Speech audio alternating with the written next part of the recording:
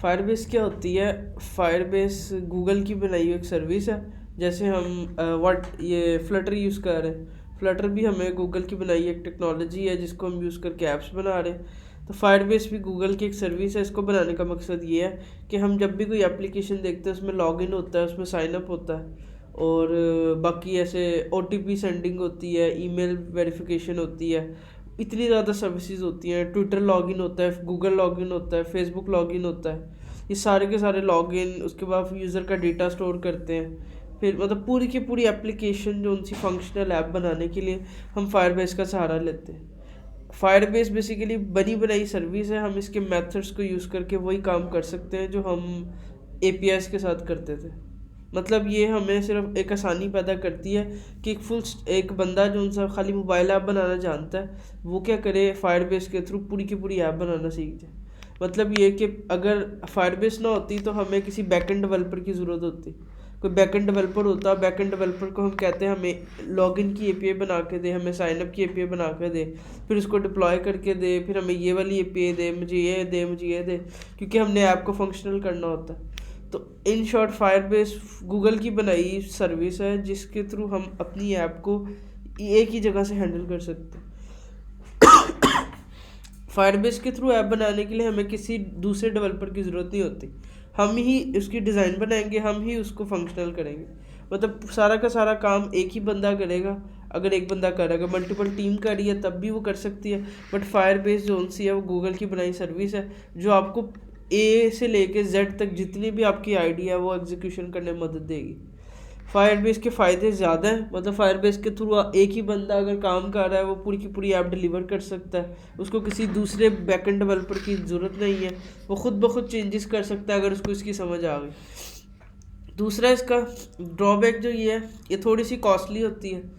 मतलब जब ये एक दफ़ा ऐप चल जाती है मार्केट में तो ये थोड़ी सी कॉस्टली होती है। मतलब इसके ऊपर पैसे लगते हैं, पैसे लगाने पड़ते हैं, क्योंकि यूज़र ज़्यादा हो गया तो यूज़र्स का डेटा स्टोर करने के लिए हमें पैसे वगैरह लगवाने पड़ेंगे।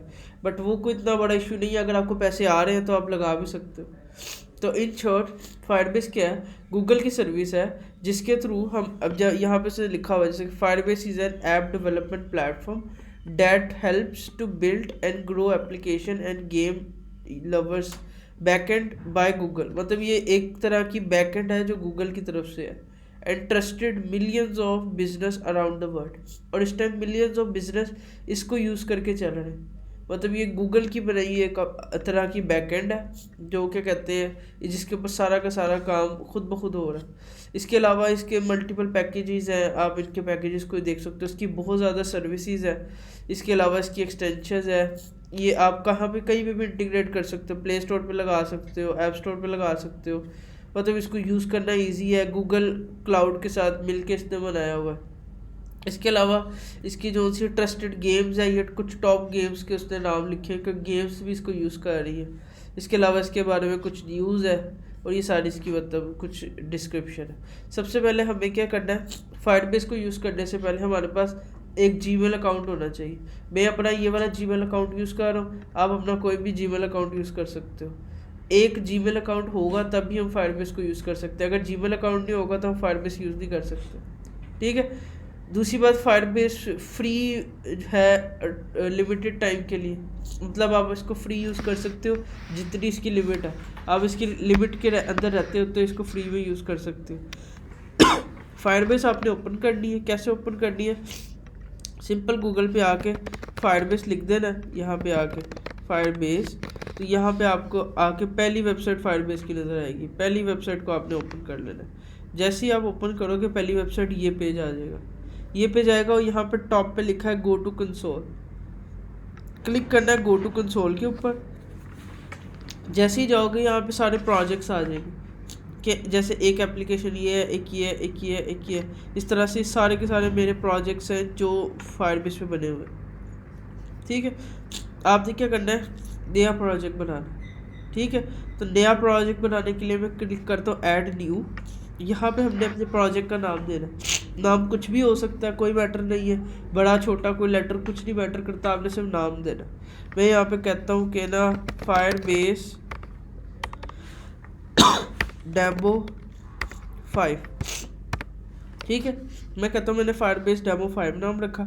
उसके बाद मैं क्लिक करता हूँ कंटिन्यू पे। कंटिन्यू पे क्लिक करने के बाद एक ऑप्शन आएगी कि आप गूगल के एनालिटिक्स को ऑन करना चाहते हो। मैं कहता हूँ नहीं, मुझे अभी कोई ऐसी ज़रूरत नहीं है, मैं इसको ऑफ कर लेता हूँ। ऑन भी कर दे तो कोई इशू नहीं है। फिर क्रिएट प्रोजेक्ट पे क्लिक करते हैं। अब ये क्या करेगा, इसको कुछ सेकंड लगेंगे कंप्लीट होने में। अब ये हमारा प्रोजेक्ट जो है फायरबेस के ऊपर बना रहा है। अब ये ऑटोमेटिकली कुछ सेकंड्स के अंदर हमारी फायरबेस को फायरबेस के अलावा और भी प्लेटफॉर्म्स हैं जिनके ऊपर बैकएंड बन सकती है। फायरबेस के अलावा एक है सुपरबेस जो ट्रेंडिंग है टाइम के साथ। ये भी वही काम कर रही है जो हमारा फायरबेस काम कर रही है। ये भी क्या कह रहे हैं, हमें बिल्ट इन करने के लिए वही स्केलेबल प्रोजेक्ट बना रही है। इधर भी आपका प्रोजेक्ट बनेगा, इधर भी आपको वो सारी सर्विस मिलेंगी जो आपको वहाँ पे मिल रही। सुपरबेस भी एक है। इसके अलावा एक AWS की है एम्पलीफाई, वो भी यही काम कर रही है एम्पलीफाई। इसको यूज़ करके भी आप वही काम कर सकते हो जो आप फायरबेस से कर।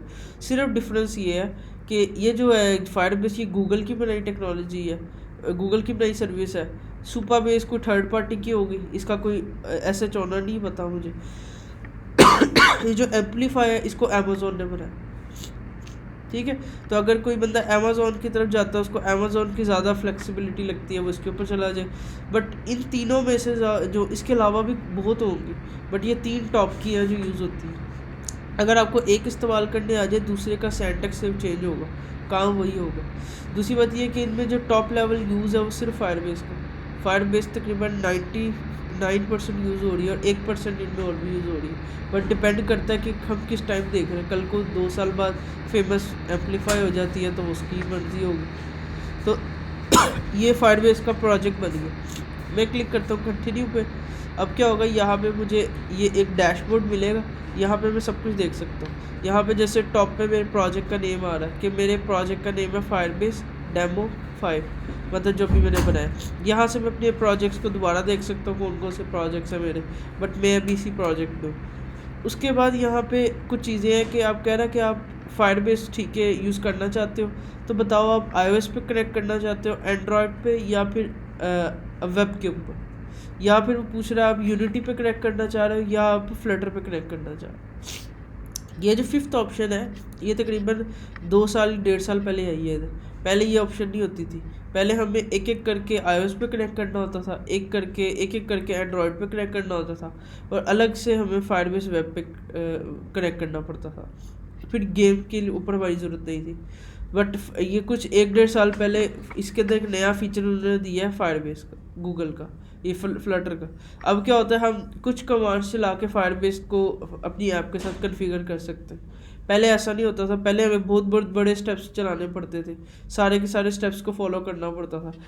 बट अब ऐसा कुछ भी नहीं है, हमें सिर्फ ये वाली सोल्यूशन सबसे आसान है, ठीक है।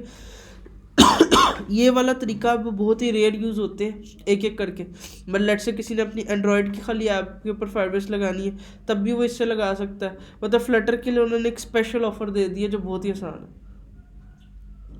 ठीक है।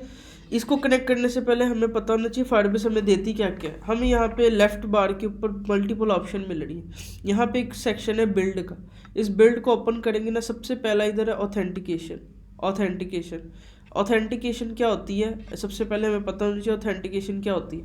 ऑथेंटिकेशन होती है जो यूज़र्स को हम प्रोवाइड करते हैं, और यूज़र क्या करता है उसके ऊपर जैसे लॉगिन सिस्टम है, साइन अप सिस्टम है। यहाँ पे नीचे बता रहा है, देखो, गूगल का login, Facebook login, Twitter login, GitHub login, ये मैनुअल लॉगिन, फुल लॉगिन, किसी भी तरह की लॉगिन करवानी हो तो फायरबेस के थ्रू हो सकती है। यहाँ पे वो देखो अपनी इंट्रोडक्शन में बताएगा। Most applications need to know the identity of the user so they can provide a customized experience and keep their data secure.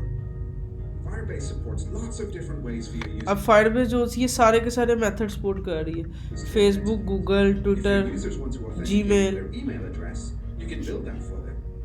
Firebase Auth has built-in functionality for third-party providers such as Facebook, Twitter, GitHub, and Google. It can also integrate with your existing account system if you have one.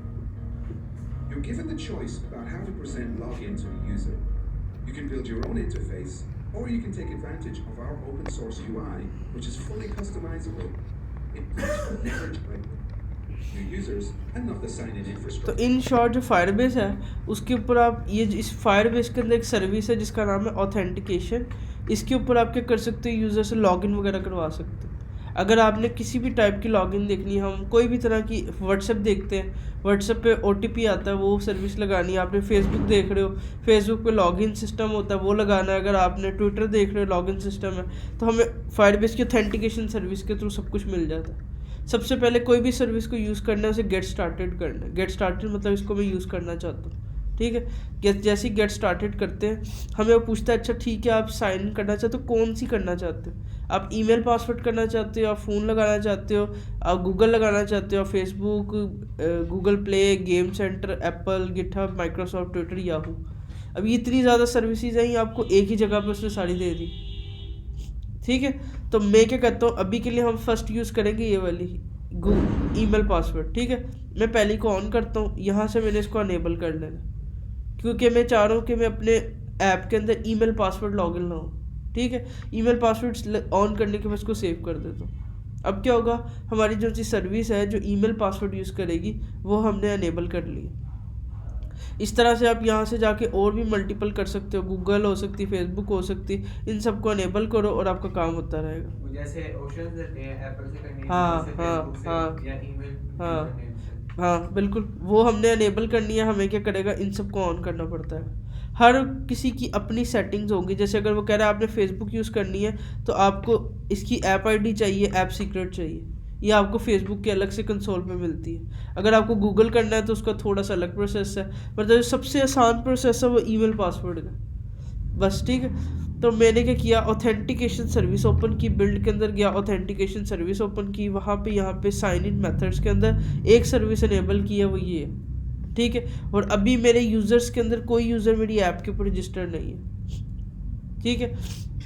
तो हमने क्या किया, एक छोटी सी authentication service देखी जो क्या करती है, लॉगिन साइनअप करवाने के लिए इस्तेमाल होती है। लॉगिन साइनअप मल्टीपल मेथड से हो सकता है, ये सारे मेथड यहाँ पे एग्जिस्ट कर रहे हैं, वो हमारी चॉइस है हमें कौन सा चाहिए, ठीक है। मतलब फायरबेस में ऑथेंटिकेशन सर्विस क्या होती है,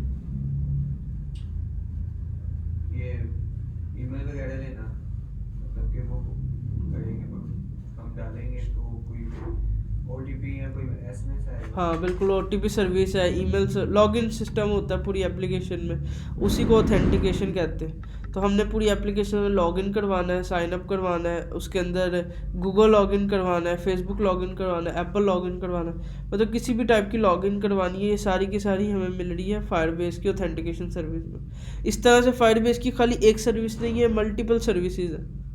अगर आप यहाँ पे एक सर्विस है जिसका नाम है स्टोरेज, अगर आपने फायरबेस के अंदर कोई इमेजेस को स्टोर करना है, कोई वीडियोस को कोई मतलब आपने इमेजेस को स्टोर करना है, वीडियोस को, ऑडियोस को, कोई भी टाइप की फ़ाइल है, जैसे क्या कहते हैं व्हाट्सएप के ऊपर जब हम कोई फ़ाइल शेयर करते हैं, इमेजेस होती हैं, ऑडियो होती है, डॉक्यूमेंट फ़ाइल होती है, और मतलब मल्टीपल टाइप की स्टोरेज फ़ाइल होती है। तो आप क्या करते हो, इन सबको अगर आपने स्टोर करना है तो स्टोरेज सर्विस यूज़ करते हो। मतलब आपने किसी भी टाइप का डेटा स्टोर करना है, क्लाइंट आता है कि आप एक वेबसाइट बनाओ जिसके अंदर आप यूज़र की PDFs को स्टोर करो, तो यूज़र की जो PDF होंगी वो सारी की सारी इसकी स्टोरेज सर्विस में होंगी। ये ऐसी है जैसे ड्राइव होती है, हम गूगल ड्राइव पे अपनी चीज़ें स्टोर करते हैं और वो ड्राइव से हमें लिंक मिलता है, हम उनको यूज़ करते हैं। सेम टू सेम फायरबेस ने हमें स्टोरेज सर्विस दी है, जो क्या कहते हैं हम तकरीबन 5 GB का डेटा हमें फ्री में स्टोर करने देती है, 5 GB के 1 GB, ठीक है। मतलब इसके अंदर हमें टेस्टिंग के लिए बहुत स्टोरेज मिल जाती है, कोई इतना नहीं है कि हम टेस्ट भी नहीं कर सकते, हम टेस्टिंग के लिए अच्छी खासी स्टोरेज यूज़ कर सकते हैं, ठीक है। तो इंटरव्यू में क्वेश्चन होते हैं कि आपने फायरबेस की कौन कौन सी सर्विसेज पे काम किया, तो हमें बताना होता है हमने ऑथेंटिकेशन सर्विस पे काम किया है, हमने स्टोरेज सर्विस पे काम किया है, और हमने क्या कहते हैं ये इतनी ज़्यादा सर्विसेज इन सब पे काम किया। जो सबसे ज़्यादा पॉपुलर सर्विस है फायरबेस की, एक है वो ऑथेंटिकेशन और दूसरी सर्विस है फायर स्टोर। ये बहुत इंपॉर्टेंट सर्विस है और इसके बारे में हर इंटरव्यू में पूछा जाता है, हर इंटरव्यू में। ये होती क्या है, क्लाउड फायर स्टोर, इसके अंदर आप यूज़र का रियल टाइम डेटा स्टोर कर सकते हो। अगर आपने फायरबेस के थ्रू चैटिंग करनी है आप चैटिंग कर सकते हो, अगर आपने फायरबेस के थ्रू कोई चैट ऐप बनानी है आप चैट ऐप बना सकते हो। आपने अगर किसी भी टाइप की एप्लीकेशन बनानी है जिसमें रियल टाइम यूज़र का डेटा स्टोर करना है, यूज़र अपना इतना बड़ा फॉर्म फिल करता है, आपने कहीं ना कहीं स्टोर करना है, तो आप फायरबेस पे स्टोर कर सकते हो। ठीक है, फायर स्टोर के अंदर, फायर स्टोर नाम से पता चल रहा है ये फायरबेस की सर्विस है जो यूज़र के डेटा को स्टोर करता है। अब सवाल ये उठता है कि फायर स्टोर और स्टोरेज में क्या फ़र्क है? एक जैसे काम है, दो सर्विस उसने बनाई हुई है, ऐसा कुछ भी नहीं है। ये जान के पूछते हैं स्टोरेज कि में हाँ काम तो एक ही है ना, डाटा स्टोर करना दोनों का। नहीं, स्टोरेज में हम हर किस्म का डाटा स्टोर करेंगे, कैसा? पीडीएफ वगैरह, वीडियोस, हाँ हाँ इमेजेस हाँ हो गई। हाँ, और जो फाइल स्टोर है उसमें सिर्फ हम उसका वो जो email, password, text format, address, जी। इसमें सिर्फ टेक्स्ट फॉर्मेट स्टोर होगा, इसमें कोई ऑडियो स्टोर नहीं होगी। यही डिफरेंस है। फायर स्टोर के अंदर कभी भी कोई ऑडियो फाइल स्टोर नहीं होती, इसमें यूज़र का टेक्स्ट डेटा स्टोर होगा। किसी भी किस्म का हो। किसी भी वजह से यूज़र ने चैटिंग कर रहे हैं, हम व्हाट्सएप पे जितनी भी चैट करते हैं वो सारी की सारी फाइल स्टोर में स्टोर होगी। और अगर कोई वीडियो वगैरह सेंड होती है तब हमें फाइल स्टोरेज में स्टोर करनी है, क्योंकि फाइल स्टोरेज का काम है जैसे ड्राइव का काम होता है स्टोरेज करना, फाइल को स्टोर करना। और जो सी फाइल स्टोर है इसका काम है यूज़र के चैटिंग को, यूज़र के मैसेजेस को, यूज़र के डेटा को। एक यूज़र आता है वो अपनी इतना बड़ा डेटा फॉर्म में फिल करता है, वो सारे के सारे डेटा को फाइल स्टोर में स्टोर कर सकते हैं। ठीक है, तो ये बहुत इंपॉर्टेंट सर्विस है। दूसरी चीज़ ये है, फायर स्टोर के अलावा क्या और भी कोई सर्विस है जो यही डेटा स्टोर करती है? हाँ बिल्कुल, एक सर्विस है जिसका नाम है real time database. Real time database भी फायरबेस की एक सर्विस है जिसके अंदर सेम टू सेम वही काम होता है जो फायर स्टोर के अंदर होता है, मगर डिफरेंस ये होता है कि इसके अंदर जो डेटा आप स्टोर करते हो वो जेसन फॉर्मेट में होता है। हम जितना भी डेटा हम स्टोर करते हैं रियल टाइम डेटाबेस में वो सारा का सारा जेसन फॉर्मेट में होता है, की वैल्यू पेयर में होता है। और जो फायर स्टोर के अंदर स्टोर करते हैं, फायर स्टोर के अंदर, इसके अंदर डेटा स्टोर करने का तरीका थोड़ा अलग होता है, कलेक्शन डॉक्यूमेंट फील्ड। तो हम जो सा है जो ज़्यादा पॉपुलर सर्विस है वो है क्लाउड फायर स्टोर, इसको यूज़ करेंगे, ये मोस्टली यूज़फुल है। बट इन शॉर्ट इंटरव्यू में क्वेश्चन होता है कि फायर स्टोर और रियल टाइम में क्या फ़र्क है?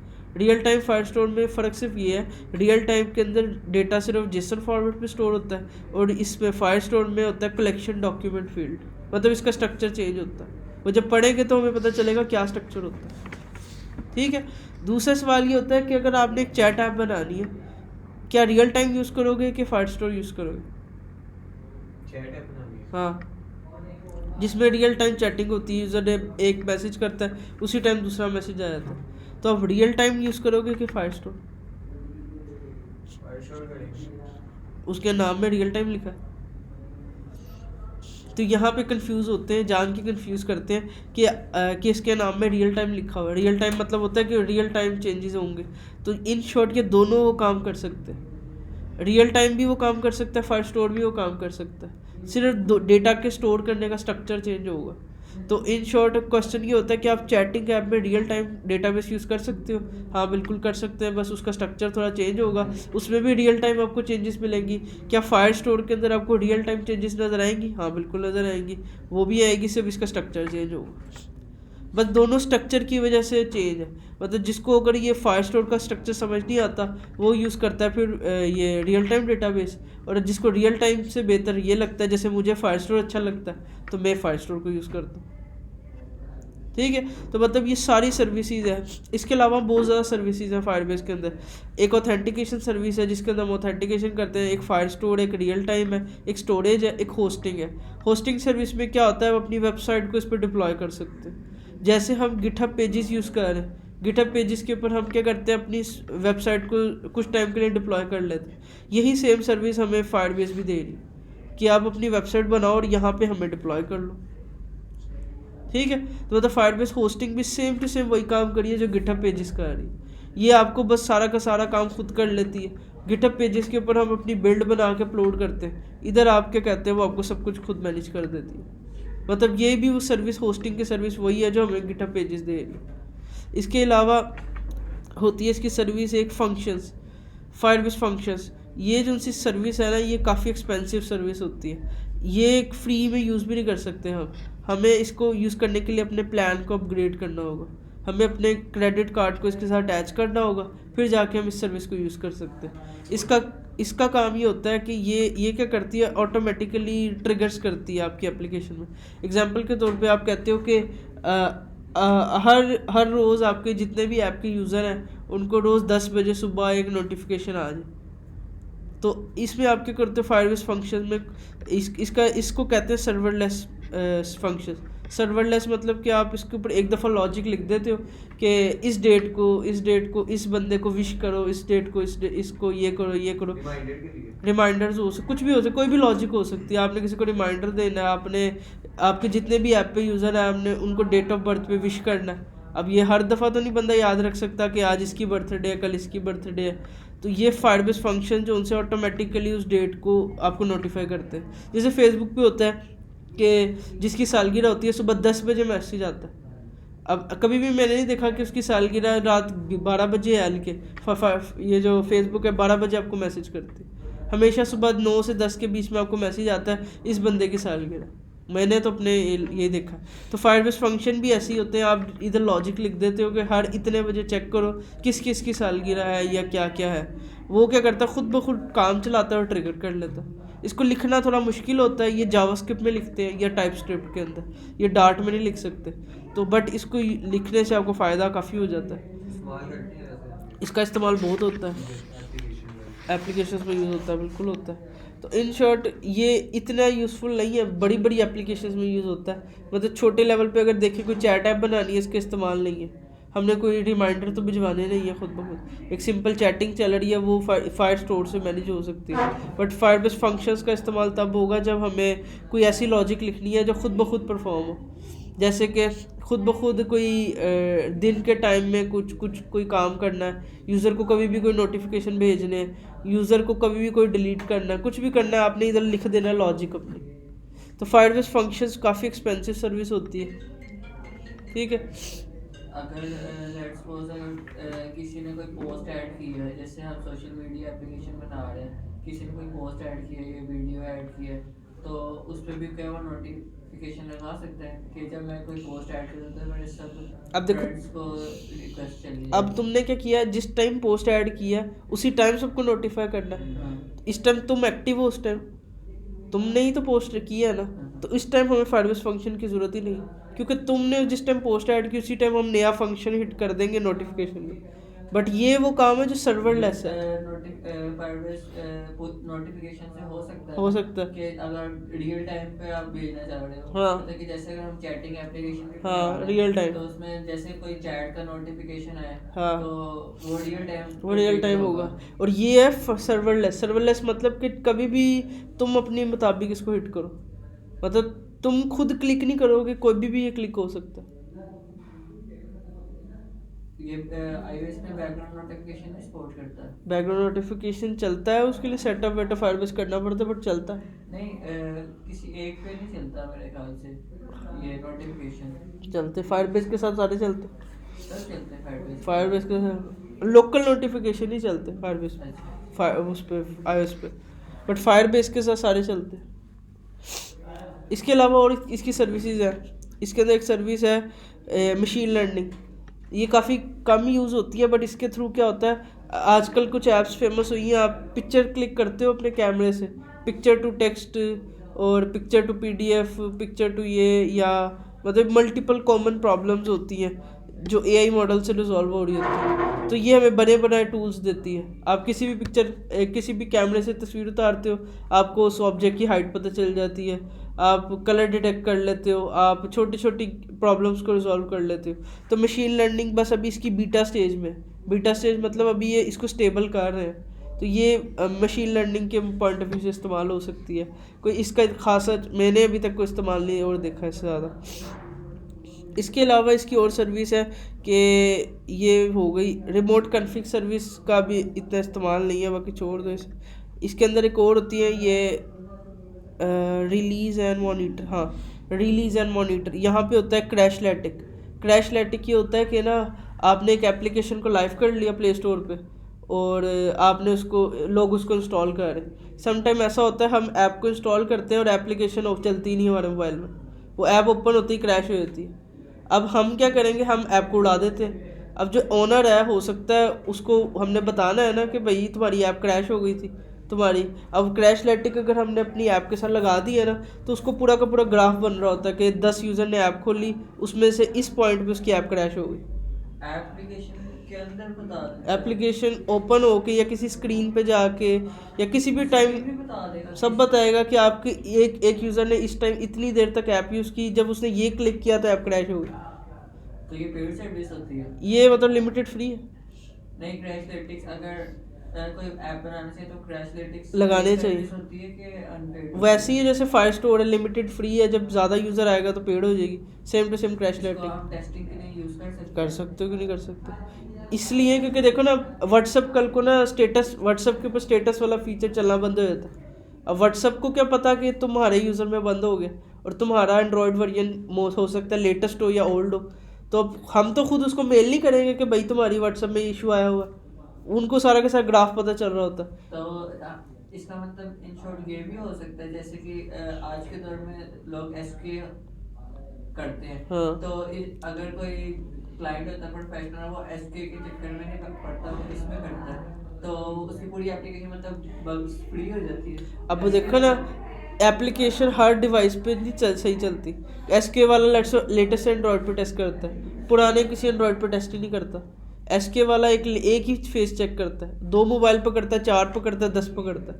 बट जब एक एप्लीकेशन हज़ारों मोबाइल पे चलेगी तो हमें क्या गारंटी कि हज़ारों पे सही चलेगी? वहाँ पे हमें इसका फ़ायदा सही पता चलता है। इसका ड्रॉबैक ये होता है कि कोई यूज़र हमारा अगर हमारी ऐप नहीं यूज़ कर पा रहा, वो क्रैश हो रही है, हमें पता चल जाता है इतने % यूज़र क्रैश हो रहे हैं। हम उस इशू को रिजॉल्व करते हैं, उसको उसी डिवाइस पर टेस्ट करते हैं। इवन यहाँ पे ये तक पता चल जाता है कि यूज़र कौन से एंड्रॉयड वर्जन से आया था। मतलब क्रैशलेटिक पेड सर्विस है, मगर आपकी यूज़र ऑडियंस को बढ़ा देती है, आपकी यूज़र्स क्रैश नहीं होने देती।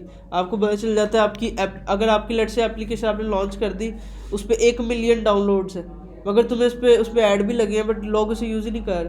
तुम कहोगे पता नहीं यार मेरी ऐप में कुछ कमी है, अब तुम्हें तो नहीं पता क्या कमी है। हो सकता है यूज़र जैसे ही ऐप खोलते हो क्रैश हो जाती है। तो ये मंथली पेड होती है क्या? यूज़र के हिसाब से, यूज़र के हिसाब से, जैसे जितना यूज़र आएगा उतनी क्रैशलेटिक नहीं, होगी। तो मंथली या ईयरली? डिपेंड करता है, ये मंथली भी होती है, मंथ बाद पैसा तो मंथ बाद ही कटता है, बट मंथ बाद ही कैलकुलेशन होती है। तो क्रैशलेटिक्स का एक इसमें एक और सर्विस थी, वो ये थी कि जो बग्स फ्री, तो वो यही सर्विस है। बग्स फ्री कौन सी? मतलब उसमें ये होता है कि वो आपको बता देते कि आपके ऐप में कहाँ पे बग है। ये हो सकती है मतलब परफॉर्मेंस। इंटरेक्शन का बता देते कि यूजर ने कहाँ क्लिक किया। वैसे क्रैशलेटिक भी ये कर लेती है, बट ये परफॉर्मेंस और टेस्ट लैब इनका भी यही काम है परफॉर्मेंस का। परफॉर्मेंस में आपको पता चल जाता है आपकी परफॉर्मेंस कितनी है आपकी, मतलब कहाँ पे आपकी परफॉर्मेंस लो है, किस जगह पे हाई है, कहाँ पे चांसेस है क्रैश होने के, कहाँ पे नहीं है चांसेस। ये परफॉर्मेंस सर्विस। और ये फायरबेस की जितनी भी यहाँ पे सर्विस है, सारी पेड है क्या? ये जो है ना फंक्शंस, ये प्रॉपरली पेड है। इसके लिए आपको फंक्शंस के लिए कार्ड लगाना पड़ेगा, आपको अपने प्लान को अपग्रेड करना होगा। अगर लेट्स सपोज अगर हम कोई टेस्टिंग के लिए प्रोजेक्ट बना रहे हैं या अपने फिजिकल लर्निंग के लिए प्रोजेक्ट बना रहे हैं, फंक्शंस को ऐसे यूज़ नहीं कर पाओ, नहीं फंक्शंस के अलावा ये जो यूज़ हो सर्विस है, हम जाएगी, सारी यूज कर सकते हैं। सारी कर सकते हो। ये क्योंकि अगर वो एक ही यूजर है, उसने एक एप्लीकेशन बनाई है, वो जस्ट लर्निंग में तौर बना रहा है या वैसे बना रहा है, तो वो यूज कर सकते हैं सारी सर्विस। बिल्कुल कर सकते हो। एक टेस्टिंग पॉइंट ऑफ व्यू से यूज़र, हम इनको कोशिश करेंगे ज़्यादा कोई यूज़ करें। जैसे कि ये जो सी कॉमन है, ऑथेंटिकेशन, फायर स्टोरेज, ये तो मोस्ट कॉमन है, और हम कोशिश करेंगे हम इसको भी यूज़ कर लें, क्रैशलेटिक को। रियल टाइम डेटा, हाँ रियल टाइम फायर स्टोर होगी तो रियल टाइम की इतनी ज़रूरत ही नहीं रहेगी। ज़्यादातर जो है ना fire story use, fire story use कर रहे हैं, फायर स्टोरी यूज़ कर रहे हैं, फायर स्टोरी यूज़ कर रहे हैं, क्योंकि फायरबेस ने पहले लॉन्च की थी फायर स्टोर, और उसके बाद लॉन्च की थी रियल टाइम। और ये एक्सटेंशंस होती है कि आप अपनी एप्लीकेशन के अंदर ना एक्सटेंशंस ऐड कर लेते हो। जैसे इसके अंदर आप क्या करते हो, यहाँ पे एडमोब की एक्सटेंशन ऐड कर लेते हो, मतलब आपको एक ही जगह पे मल्टीपल फायरबेस की एक्सटेंशन। इसके अंदर वो है गूगल एडमोब, वो भी पेड है क्या अनपेड है? गूगल एडमोब जो सा फ्री होता है वो आपको पैसा देता है। एडमोब से आप ऐड लगा लेते हो अपने ऐप के ऊपर और वो आपको पैसा देता है। और जो एडसेंस है, एडसेंस वेबसाइट के लिए होता है, एडमोब मोबाइल ऐप के लिए होता है। तो फिर तो ये फायरबेस के जो एडमॉब है, एक फायरबेस एडमॉब और गूगल एडमॉब में फ़र्क है? गूगल एडमोब बेसिकली असल सर्विस गूगल एडमोब है। तो फायरबेस ने बस गूगल के साथ मिलके वही एक कुछ बने बनाए मेथड अपने बना ली, यूज़ वो एडमोब ही कर। अगर आपने इन शॉर्ट पैसा देखना मैंने कितना कमाया, तो आपको देखना यहीं से होगा, एडमोब यहाँ से। ये गूगल एडमोब का जो ऑफिशियल है ना, ये यही ये नीचे की तो अब फायरबेस कोई अपना कोई एडमिन पैनल लेते हैं, जैसे अगर कोई एडमिन है जो अगर उसने एडमिन ने एक एप्लीकेशन बनाई हो और उसके अंदर ये सारी सर्विसेज यूज़ की हैं, वो यहीं से हैंडल करेगा। अगर उसने फायरबेस से ही देखेगा। वो देखेगा कि मेरे ऑथेंटिकेशन में 10 यूज़र आए हैं, वो यहाँ से देखेगा। उसे देखना है मेरे ऑथेंटिकेशन के अंदर फायर स्टोर के अंदर कितना यूज़र है, वो यहीं से देखेगा। अच्छा, और ये एक थी वो ऐप चेक, कौन सी वाली? ये ये भी आपके ऐप के स्टेटस वगैरह बताने के लिए ही होती है। ये बेसिकली बनाई गई थी कि आपकी कहीं कोई अटैक तो नहीं हो रहा है आपकी, मतलब बैकएंड सिक्योर है कि नहीं। बस जैसे वो एक एंटीवायरस होता है एक तरह का, ये आपके ऊपर एक एंटीवायरस की तरह चलती है। वो चेक करती है कि आपका मतलब जो सा प्रोजेक्ट है वो सेव है। Users use your app. Lots is happening. For example, this game is saving all its game state to Cloud Firestore. This app is using the Google Maps API to help someone navigate home. And this app is calling APIs on its own server. All those services on the internet waiting for any request that comes in. But that means it's also possible for someone who's not using your app to try to make requests to those backends. How can we prevent people who are not using your legitimate app from accessing your backend services? After all, usage costs money, and no one wants to pay for illegitimate usage. This is where AppCheck comes in. AppCheck will block traffic that comes from sources other than your app. If you have security rules, AppCheck blocks the traffic before it even gets to your security rules. To use AppCheck, all you have to do is register your app in the Firebase console, and then start enforcing that traffic that doesn't pass will be blocked. For this to work, AppCheck needs to be able to check that a request comes from your genuine app, not from some stranger trying to snoop around. AppCheck does this by using something called attestation services. These already exist for iOS and Android and on the web. You can even build your own attestation services if you need to. AppCheck wraps all of these services and makes them easy to use with our own estimate. Firebase Flutter के हर platform के साथ लग सकती है। Firebase अभी जो सी है हर platform को सपोर्ट नहीं करती है, सिर्फ एंड्रॉयड, iOS, वेब और मैकओएस। इसको चेक करने के लिए हम यहाँ पे pub.dev के ऊपर जाके चेक कर सकते हैं पैकेज किस किस को सपोर्ट करता है। जैसे इसका ऑथेंटिकेशन है, फायरबेस हमें गूगल मैप एपीआई देती है, फायरबेस नहीं देती गूगल मैप नहीं। जैसे भी फायरबेस ऑथेंटिकेशन है, ये एंड्रॉयड, iOS, वेब, मैकओएस और अब ये विंडोज़ को सपोर्ट कर रहा है। पहले ये विंडोज़ को नहीं कर रहा था, मे बी नए अपडेट में इसमें विंडोज़ आई है। पहले ये 4 को सपोर्ट कर रहा था, सबसे पहले सिर्फ 2 करता था। 5 डेज कर रहे कि 8 डेज? 5 डेज। मैं भी बताता रहा हूँ कि नई चीज़ अपडेट हुई है, तो मे भी विंडोज़ उन्होंने ऐड की है। पहले सिर्फ 4 थे, जब मैंने शुरू किया तो सिर्फ एंड्रॉयड और iOS था, कुछ भी नहीं था। फिर अब वेब हुआ, फिर मैकओएस हुआ, विंडोज़ भी आ गया। तो अभी सारे प्लेटफॉर्म सपोर्ट नहीं करता, मतलब इतने का है फायरबेस की सारी सर्विस। इसके अलावा एक सर्विस इसकी काफ़ी यूज़ होती है, ये मैसेजिंग सर्विस। ये आपको नोटिफिकेशन भेजने के काम आती है। आप फायरबेस में नोटिफिकेशन भेज सकते हो एक यूज़र को, कोई भी मैसेजिंग नोटिफिकेशंस वगैरह आप फायरबेस के थ्रू नोटिफिकेशन भेज सकते हो। इसके अलावा एक सर्विस है इसकी, वो आप जब एक दफ़ा ऐप को कन्फिगर कर लोगे ना, अभी वो कह रहा है आपने कन्फिगर ही नहीं की यार। जब एक दफ़ा हम ऐप को कन्फिगर कर लेंगे सारी ऑप्शन हमें पता चल जाएगी। तो ये इतनी ज़्यादा सर्विसेज हैं कि ये एक दिन में होने वाली चीज़ नहीं है, इसको लगेगा टाइम, ये वक्त के साथ सीखी जाएगी। बट इंटरव्यू में क्वेश्चन ये होता है कि आपने कौन कौन सी फायरबेस की सर्विस पे काम किया, आप उनमें से आपको बतानी होती है फायरबेस की ऑथेंटिकेशन, फायर स्टोर, स्टोरेज और जो जितनी आप अपने बिहाफ पे भी करो वो सारी, ये सारी की सारी ऑलमोस्ट फ्री है टेस्टिंग के लिए, सिवाय फायरबेस फंक्शन जो सी है वो पेड है।